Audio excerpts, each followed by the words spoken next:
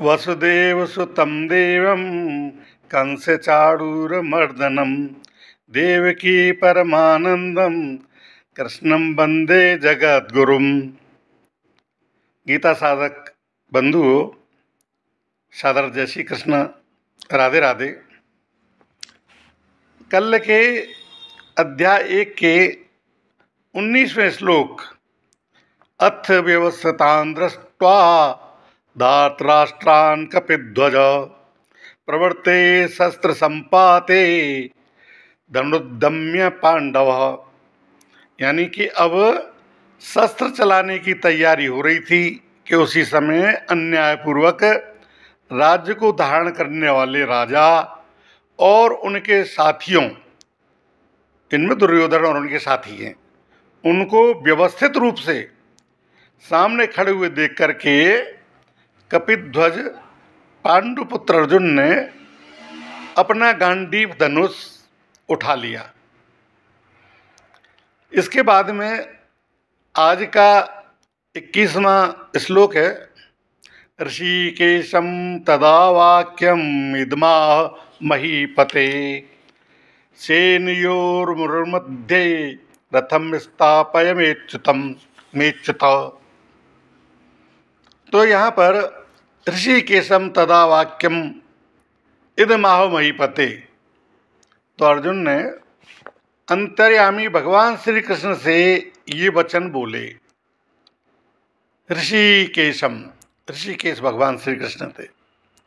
तदा, ये वाक्यम, वाक्य वचन, इदम, ये, आह, बोले। तो यहां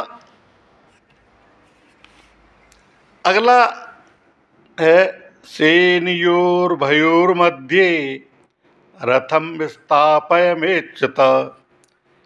सेनयोर्भयोर्मध्ये रथम विस्थापयमेच्युत।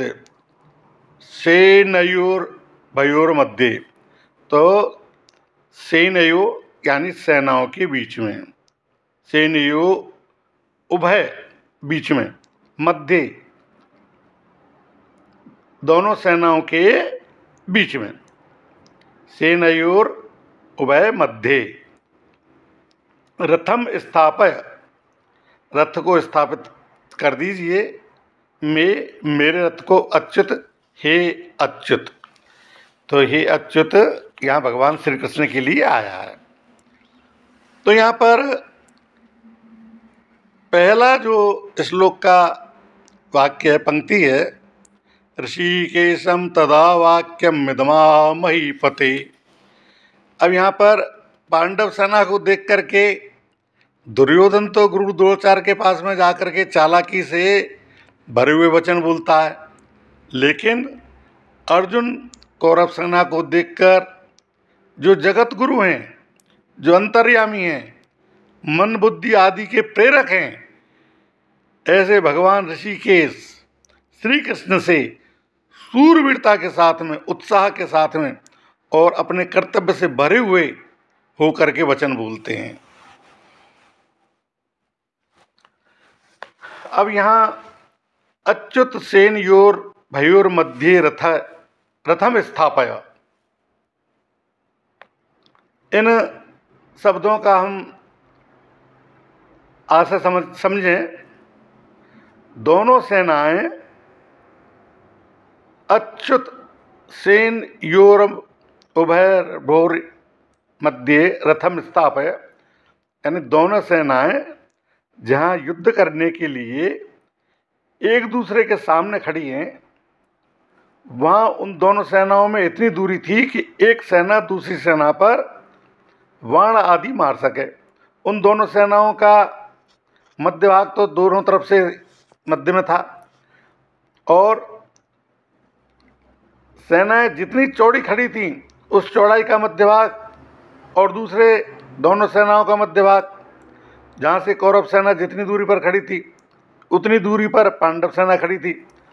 ऐसे मध्य भाग में रथ खड़ा करने के लिए अर्जुन भगवान से कहते हैं, जिससे दोनों सेनाओं की को आसानी से देख सकें।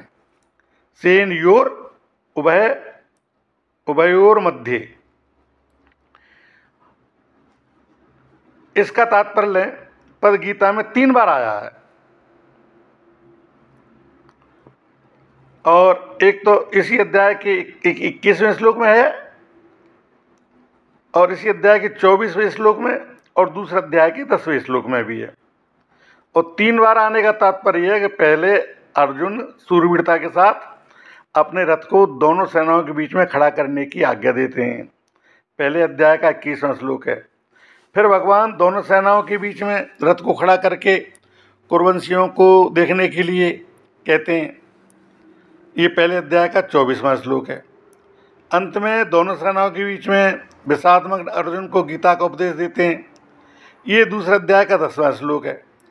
इस प्रकार से पहले अर्जुन में सूरवीरता थी, बीच में कुटुंबियों को देखने से मोह के कारण उनकी युद्ध में उपरति हो जाती है, विरक्ति हो जाती है, और अंत में उनकी भगवान से गीता का महान उपदेश जब प्राप्त हुआ है, उससे उनका मोह भंग हो जाता है, मोह दूर हो जाता है।